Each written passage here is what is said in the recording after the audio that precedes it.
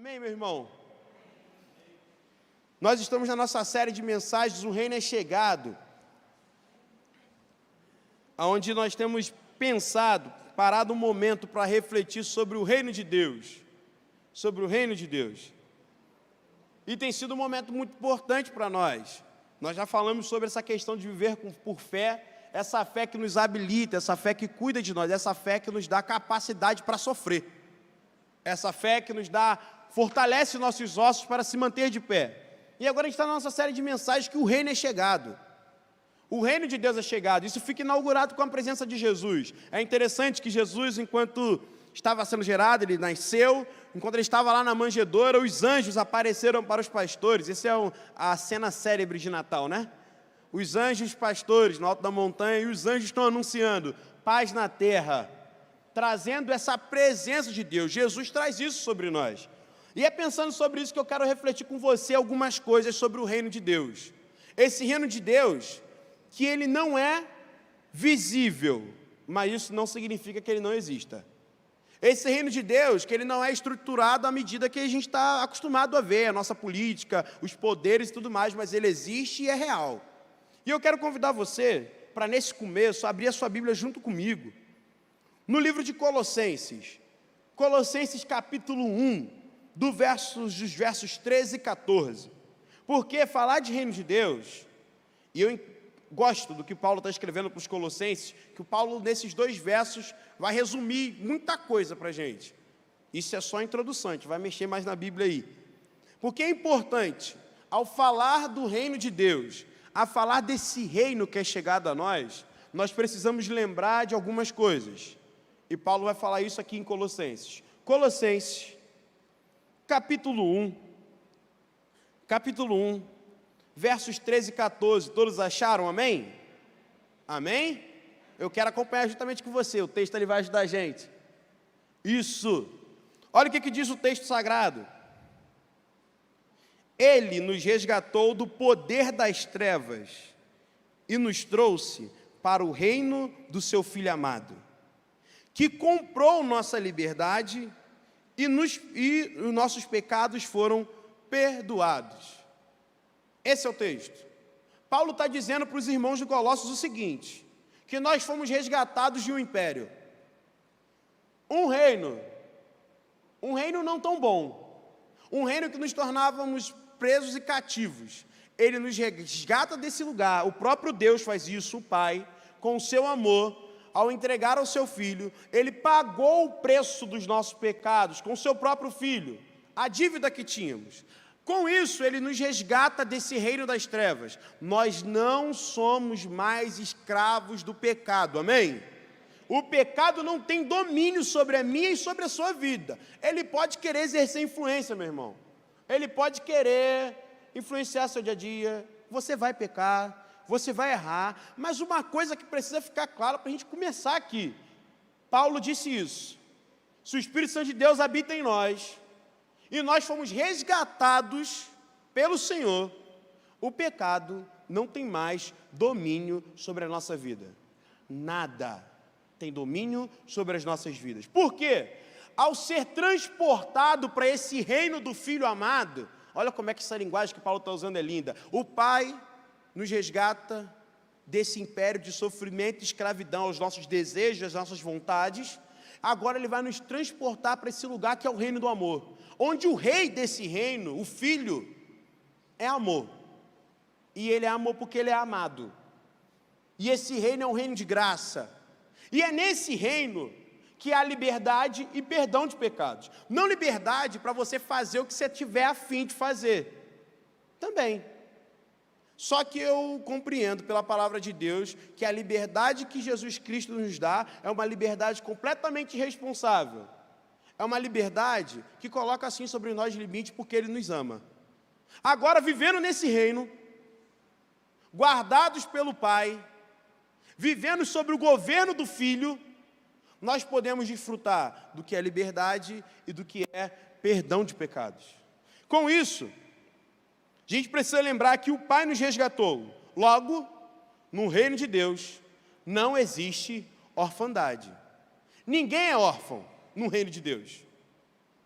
No reino de Deus, tem pai. Amém? Isso significa que temos alguém que cuida de nós. Existe alguém que no dia do sofrimento você pode clamar e ele vai estar presente. E eu acho que Isaías traduz isso para a gente, quando ele vai dizer que pode uma mãe, olha o que ele está sugerindo para a gente, pode uma mãe esquecer do filho, a quem ama. Talvez isso possa acontecer. A gente sabe que isso é difícil, o amor de mãe é uma coisa que a gente, com o tempo, a gente vai aprendendo que é uma coisa difícil de você controlar. Ela tem amor, ela está gerando aquilo dentro de si. Olha o que Deus vai dizer. Pode uma mãe, talvez, esquecer do seu filho, a quem está dando de mamar, mas eu, Senhor, não esquecerei de você. Isso mostra que Deus cuida dos seus, porque no reino de Deus, nós não somos mais órfãos. Isso é tão real, olha como é que é interessante isso. Isso é tão real porque na nossa comunidade de fé, juntos aqui, aqueles que por algum motivo não tiveram um pai terreno aí, tiveram ausência de pai na sua infância, nesse ambiente ele consegue encontrar alguém para ser sua referência. É nesse ambiente ele consegue encontrar alguém que vai cuidar dele, espiritualmente, emocionalmente, alguém que pode encaminhá-lo. Isso porque é a expressão do reino de Deus dizendo para a gente, nesse reino tem governo e tem pai. Mas uma coisa, o reino de Deus é um reino de amor. E para deixar claro para a gente, o amor vivido no reino de Deus, porque nós fomos transportados para esse lugar, não é um amor igual ao do mundo. Não é o amor que é propagado na novela das 9. Não é esse tipo de amor que a televisão nos ensina. É um amor sacrificial. É um amor que se entrega, mas é também um amor que abre mão de si. É um amor que, diante das adversidades, dos problemas, eu consigo compreender que toda essa dor, todo esse sofrimento é um processo para aquilo que Deus está trabalhando em mim. Não é simplesmente um amor, esse amor, que eu gosto de dizer que ele é adocicado demais, chega a dar diabetes. Que é um amor que as pessoas falam assim, a pessoa está babando, como se Deus, a impressão em alguns momentos que dá, em alguma das nossas canções, é como se Deus fosse uma pessoa que estivesse babando por você ali, fazendo, não é isso. O amor de Deus que existe nesse reino é um amor que confronta, é um amor que corrige.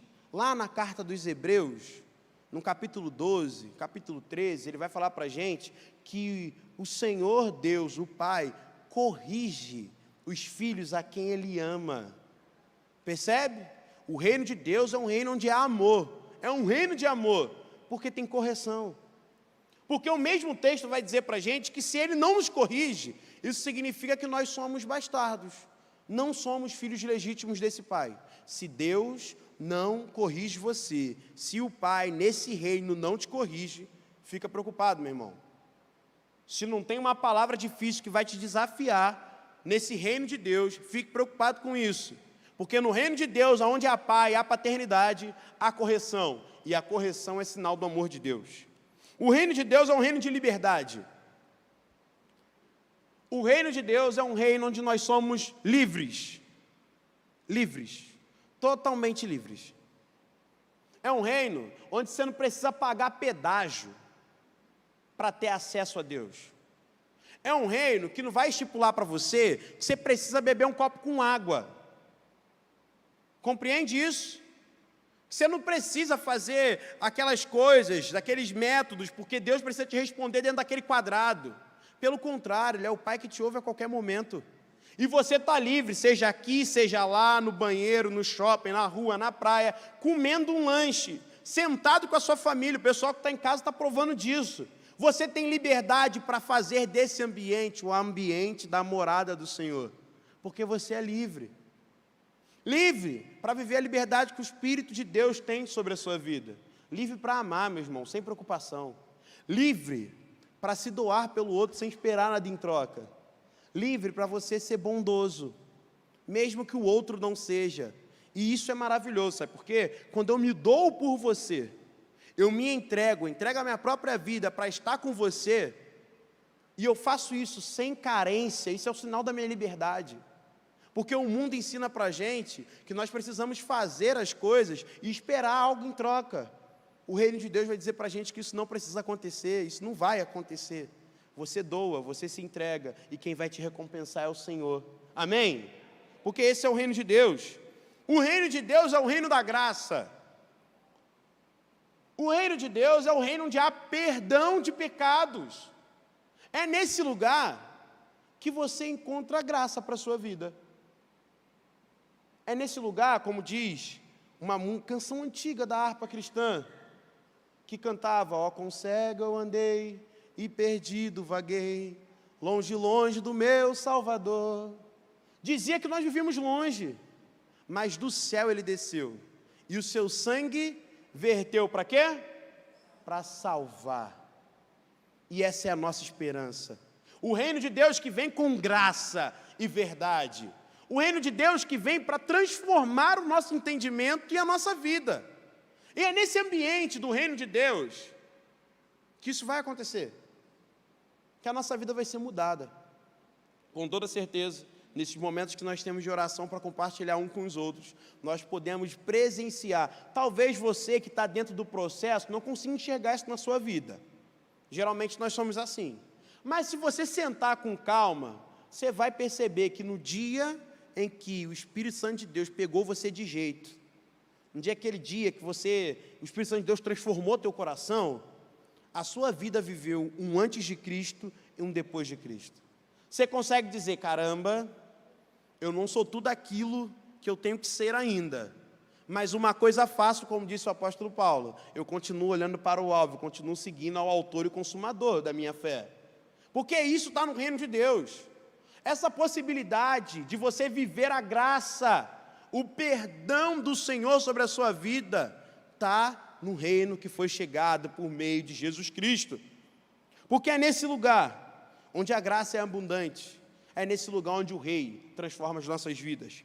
O reino de Deus é um reino de perdão de pecados. E é pensando nisso, meus irmãos, que o reino de Deus tem todas essas coisas, colocando todas essas coisas nos seus devidos lugares, a gente precisa lembrar que se Deus,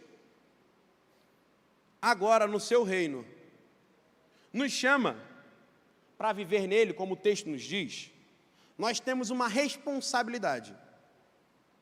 Nesse lugar do Rei, o Rei Jesus, nos convoca a vivermos uma vida completamente diferente e a manifestarmos o seu reino, a vivermos de maneira completamente diferente de tudo aquilo que antigamente você vivia.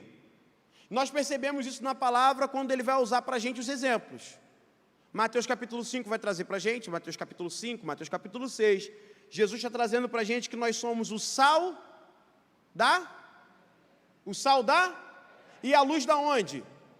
Fala da nossa responsabilidade sobre o lugar que vivemos. Nesse reino que é chegado a nós, que transforma a nossa vida, ele nos habilita a sermos embaixadores desse rei. E uma vez sendo embaixadores desse rei, desse reino, existe sobre nós a responsabilidade de trazermos sabor para a terra, ser sal. E é interessante, porque nós somos sal, porque nós trazemos sabor, vamos colocar gosto na terra. Gosto. As pessoas que provarem da nossa vida, enquanto vivem conosco, vão poder dizer que ali vai um homem de Deus. Foi assim que disseram para o profeta, né? Ali vai um homem de Deus. Ali vai aquela pessoa cheia do Espírito Santo, porque é sal. Não só porque dá sabor, mas porque também preserva os bons hábitos, os bons costumes, a vida, da maneira que ela deve ser seguida. Não só isso.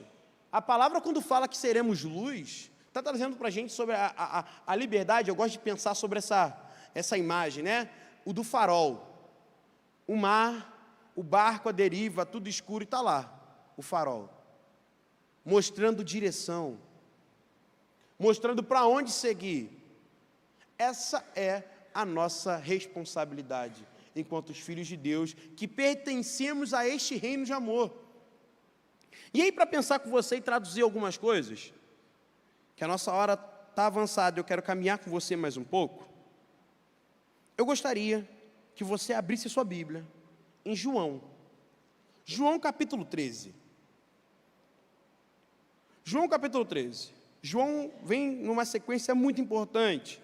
Jesus, a partir do capítulo 12, ele lava os pés dos seus discípulos, ele está seguindo para o caminho da crucificação, e toda essa cena, tudo isso que está sendo contado, faz todo sentido, a gente vai ler esse pedaço, só que ele não está desconectado de nada que está acontecendo, porque a revelação da palavra de Deus é pedagógica. João, quando está escrevendo, está sendo pedagógico.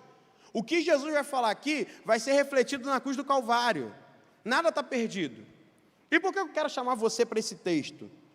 João capítulo 13, verso 34 e 35. E aí, se você achou, preste atenção aqui em mim, por favor. O reino é chegado. Te disse uma série de coisas aqui, uma série de informações. Aí você deve estar pensando assim, caramba, viver nesse reino é show de bola. É muito bom. Só que existe uma questão importante para a gente refletir.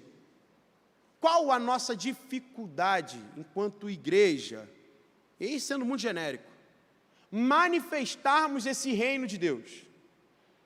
Nós temos presenciado situações do nosso dia a dia, na nossa convivência, nas nossas relações. Isso você pode dizer, o que você está vendo na mídia, o que você está ouvindo falar, daí a gente veio num período de eleições onde muitas coisas foram faladas.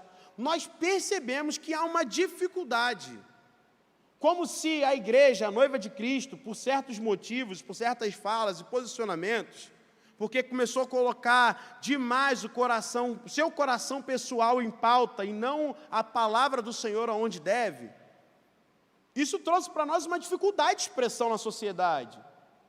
Graças a Deus, muitos ainda continuam, porque a maioria dos pastores e líderes da igreja, irmãos que temem ao Senhor, não são irmãos midiáticos. Mas na grande mídia, a igreja ficou taxada como muitas coisas. Isso traz para a gente dificuldade. Por que ainda existe em nós a dificuldade de manifestarmos o reino de Deus como ele é? Esse reino que é de alegria, justiça e paz.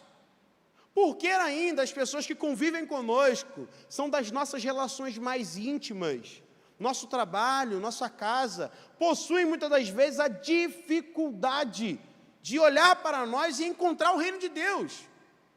Porque certa feita, quando foi falado para Jesus, alguém perguntou assim, Senhor, como é que vai ser esse negócio aí? Quando é que seu reino vai ser instaurado? Jesus falou, cara, vão dizer para vocês que o reino está ali, o reino está lá, mas fiquem tranquilos, porque o reino de Deus não está em lugar nenhum, o reino de Deus está em vocês. O governo de Deus está sobre a vida de vocês. E isso traz sobre nós essa responsabilidade de expressarmos o reino de Deus. E por que, enquanto comunidade, como igreja do Senhor, nós temos essa dificuldade? Quando eu refletia sobre isso, uma resposta veio ao meu coração, uma palavra muito simples. E o nome dela é unidade. Unidade. Unidade. A nossa maior dificuldade, e foi o que Jesus mais falou, para que nós sejamos um, assim como Ele é um com o Pai.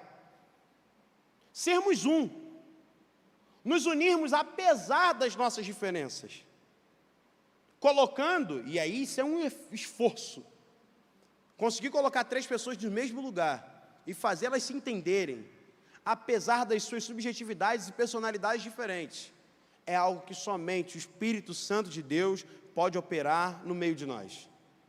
Uma família, um projeto desse, tão louco, me desculpa a expressão, que só pode dar certo se o Espírito Santo de Deus estiver nesse lugar. Homem e mulher, seres completamente diferentes, aí vem os filhos, seres completamente diferentes do pai e da mãe, ou melhor, às vezes potencializando aquilo que o pai e a mãe eram, né? E é nesse ambiente confuso que só dá para reinar a graça se tiver mesa, tiver a presença de Jesus. Você concorda comigo? Que se Jesus faltar nesse ambiente, a coisa fica complicada. Unidade. Entendermos que apesar das nossas diferenças, isso não muda o nosso coração na nossa relação com Deus. E nós, por conta disso, precisamos aprender a viver juntos, unidos num só lugar, por aquilo que é mais importante, que é essencial, que é Jesus. Porque se Jesus for o centro da minha e da sua vida, nós não vamos ter dificuldade de viver essa unidade. E aí eu quero vir com você para esse texto, porque eu acredito que esse texto, esses 2 versículos, traz para a gente algumas coisas para a gente estar refletindo aqui, e concluindo a nossa palavra nessa noite. Olha o que é que diz o texto, acompanhe comigo. João, capítulo 13, verso 34 e 35, diz o seguinte: um novo mandamento vos dou, que vos ameis uns aos outros. Assim como eu vos amei, também vos ameis uns aos outros. Nisto conhecerão todos que sois os meus discípulos, se tiverdes amor um pelos outros. Jesus está ensinando aos seus discípulos. Ele está pronto para encerrar o seu ministério aqui. Está caminhando para a cruz. Isso tudo é pedagógico para a gente. Ele reúne os seus, lava os seus pés, fala com os seus discípulos e começa a dar instrução a eles. Dentro dessas instruções ele vai trazer isso: um novo mandamento vos dou. E falar de reino de Deus e falar de unidade é pensar que dentro desse reino de Deus, lembra?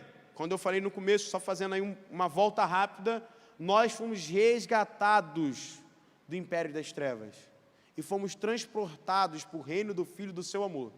Agora, nesse reino onde há liberdade, onde há perdão, existe regra. E a regra e a lei, o mandamento colocado pelo Rei Jesus, é esse: um novo mandamento vos dou. Que o quê? Ameis uns aos outros. Isso parece ser simples, né? Não é complicado. Imagina. Fala desse amor sacrificial um pelos outros. Fala dessa ordenança nesse reino, que é o seu pilar. De que se nós abrirmos mão disso, todas as outras coisas vão junto. Porque é nessa relação de obediência e de amor uns aos outros que todas as coisas vão começar a ser estabelecidas. Aonde eu vou ter que equilibrar o meu ego. Aonde eu vou precisar e necessitar, ao invés de dar um passo à frente, passar por cima do meu irmão, ou fazer o meu irmão de degrau, para me chegar onde eu preciso, eu dou um passo atrás. Aonde eu entendo que muitas das vezes o estender a mão, ou não falar aquilo que é preciso, porque a verdade dita sem amor é tolice. Muitas das vezes nós nos orgulhamos de falar a verdade. É porque eu sou verdadeiro. Não, você é ignorante. Você é alguém sem senso. É isso que você é. Porque se você tivesse um pingo de amor, com certeza, cada palavra que sairia da sua boca iria edificar a vida das pessoas que estão à sua volta, mesmo se elas fossem uma crítica. Porque essa é a ordem dada por Jesus. E é interessante, porque se nós lembrarmos dos discípulos de Jesus, ele está dizendo isso para alguém que é muito desafiador. Na mesma equipe ministerial de Jesus, se você preferir assim, nós temos Judas, o homem que cuidava da bolsa, que roubava o dinheiro da sacola, que era o cara que ia trair. Para esse, que está no meio de todos, Jesus está falando: ame Judas. Ame Judas. Você tem o zelote, o patriota, o cara que ama Israel, a pessoa que lutaria, entregaria a sua vida para ver Israel liberto de todo o sofrimento e da opressão romana. Jesus está falando para ele: ame esse cara também. Sabe por quê? Na mesma equipe que tem alguém que é patriota, tem o cara que se vendeu para trabalhar para Roma, que era o cobrador de impostos. Jesus pega os seus discípulos e está começando a falar assim: esse amor que eu estou falando para vocês precisa ser expresso nessa nossa relação. Sabe por quê? Porque quando eu chamei vocês, eu os convidei, eu os trouxe para perto, eu exerci amor sobre a vida de vocês. Eu não fiz questão de que função que você tinha. Eu não quis saber se tu era cobrador de impostos. Eu não quis saber que você era um cara que estava pescando na Galileia. Eu trouxe você para perto, acreditando e tendo fé no seguinte: que nessa relação que a gente tem de amor, naquilo que eu vou despejar sobre vocês, a vida de vocês será transformada. Era nisso que Jesus queria. E sem problema. Jesus pega aquele bando de rapazes e manda eles operarem milagre. E a vida com aqueles homens na convivência era difícil. Pensa comigo. Jesus acaba de sair uma cidade, rejeitaram na cidade, estão indo embora. Vira dois meninos e fala assim: Jesus, vamos orar para cair fogo e matar todo mundo. Aí Jesus fala assim: vocês não sabem de que espírito vocês são mesmo não, né? Que coisa é essa? Tacar fogo em quem? Vamos parar de palhaçada? Vamos seguir aqui na missão? É o Jesus que está convivendo com eles. É o Jesus que, quando está falando para eles se amarem, ele não está falando de algo abstrato não, meus irmãos. Ele está falando de algo que é encarnado. É o Jesus que, quando passou lá na colheitaria, olhou para aquele homem, Levi, e falou: segue-me. Mesmo ele sendo o traidor, considerado o traidor, aquele que se vendeu para Roma, Jesus não abre mão disso. Porque Jesus acredita demais na mensagem que ele carrega. E essa mensagem que ele quer colocar nos nossos corações. Se esse primeiro lugar, eu estou dizendo para você que no reino existe uma lei, ela precisa ser praticada, olha o que o texto continua nos oferecendo. O texto vai continuar nos dizendo o seguinte: que nesse reino onde isso tudo acontece, Jesus não falou simplesmente para eles se amarem de uma maneira comum. Jesus vai dar para eles um referencial, um modelo de inspiração. E qual? Ele próprio. Olha o que ele vai dizer: novo mandamento vos dou, que ameis uns aos outros, assim como eu vos amei. A referência do nosso amor não é o meu sentimento. Porque tem dia, meu irmão, e eu posso dizer isso para você sem sombra de dúvida, que a gente acorda e se a gente olhar no espelho, a gente não está gostando nem da gente. Não é verdade? Tem dia que a gente não está se gostando, não. Tem dia que a gente está olhando para o lado, aquela pessoa que está ali com a gente, ela também é não gostável. Mas o reino de Deus, esse reino que nos dá liberdade, vai dizer que eu não sou cativo ao meu gosto. Vai dizer que eu tenho que amar. E amar como?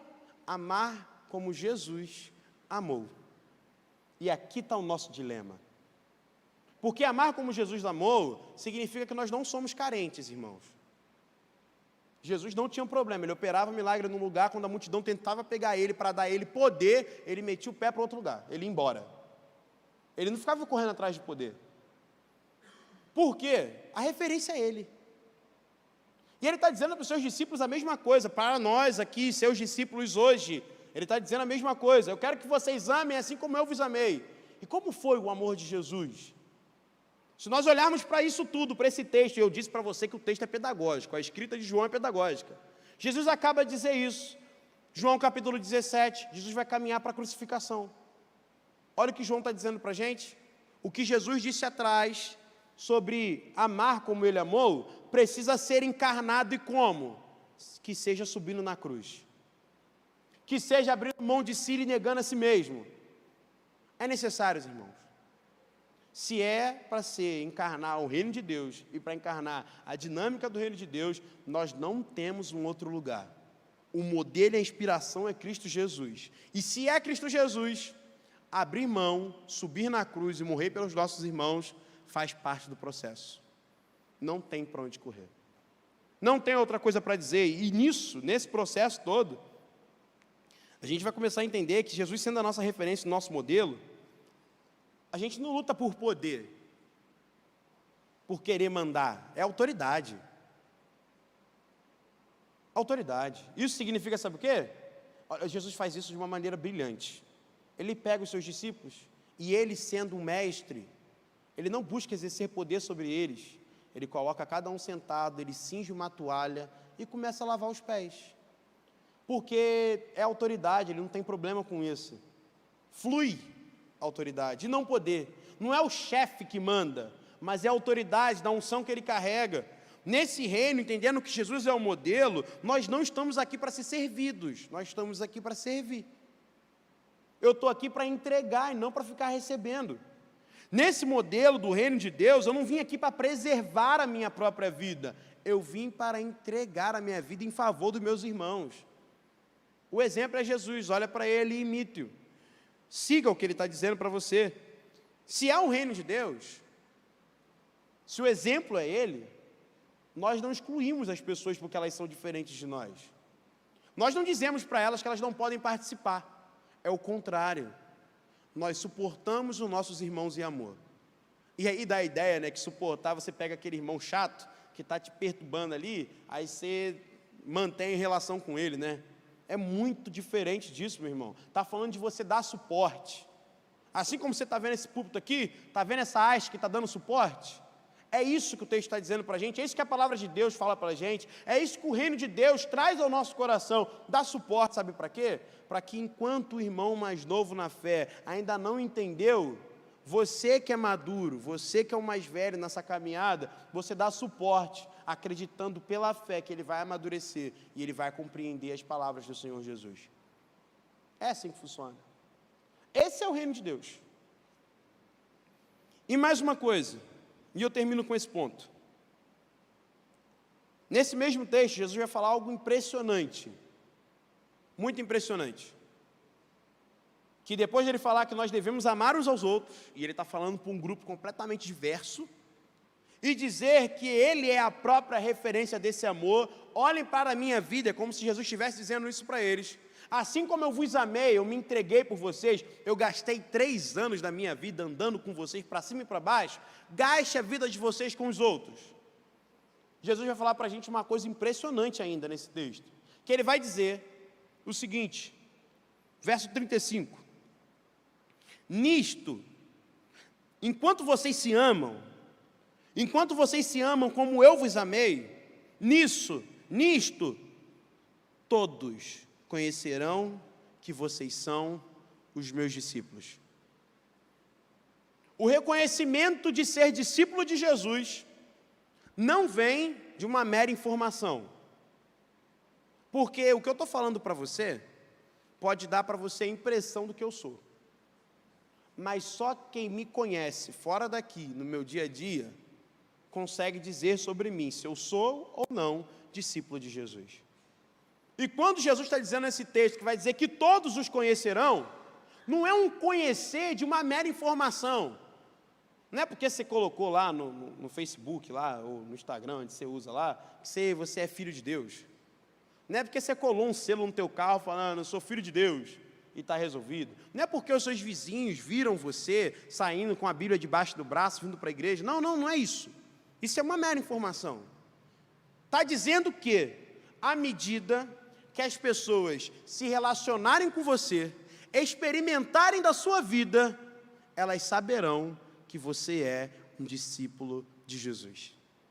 Por quê? É na sua reação, é no copo de água que você dá, é em como você trata, é no bom dia, é no seu momento de fúria, e a maneira como você respeita o outro, é que é revelado se você é discípulo de Jesus ou não. E as pessoas, o mundo à sua volta, olha para você, espera de você isso, porque é natural, diante das situações que nos acontecem, nós reagimos de maneiras, assim, completamente diversas. A gente grita, chora, esperneia, e as pessoas vão descobrindo que talvez você é meio temperamental, talvez você é um cara mais explosivo, mas Jesus está nos dizendo que as pessoas, ao provarem da convivência conosco, elas vão conseguir dizer se somos ou não realmente discípulos de Jesus. Com isso eu concluo, dizendo o seguinte, para você, tenha Jesus como modelo da sua caminhada. Eu sei, nós temos muitos referenciais. Esse reino chegado a nós temos muitas pessoas que nos inspiram, e isso é completamente importante. Todos nós precisamos de pessoas mais amadurecidas na fé, que já caminharam um pouco mais, que muitas das vezes precisam pegar na nossa mão e nos levar, para nós aprendermos. Mas nada disso substitui Jesus como a nossa referência. Porque se Jesus for a nossa referência, no dia da dor, no dia do dessabor, do desgosto, no dia de quando as suas relações mais próximas faltarem afeto com você, no dia em quando as pessoas que são seus amigos pararem de ser seus amigos, você vai ficar tranquilo, porque você vai ver que com Jesus aconteceu a mesma coisa. E com você é possível também acontecer. Se Jesus foi traído, nós podemos também ser traídos. Se Jesus foi alguém que sofreu o abandono, porque todos os seus discípulos foram embora, nós, nos momentos mais difíceis da nossa vida, que precisamos de consolo, de uma pessoa presente, podemos ficar sozinhos. Isso não vai mudar o nosso coração e não deve mudar, porque se Jesus é nosso referencial, e como eu disse bem no comecinho, que nesse reino tem Pai, mesmo que todo o socorro da terra nos falte, não irá nos faltar Pai no céu. O Pai do céu, o nosso Pai, continuará cuidando e olhando por nós. Amém? Mesmo que isso chegue à sua vida, tenha certeza de que se faltar socorro aqui, vai vir do alto, como o salmista clamou. E eu quero orar com você.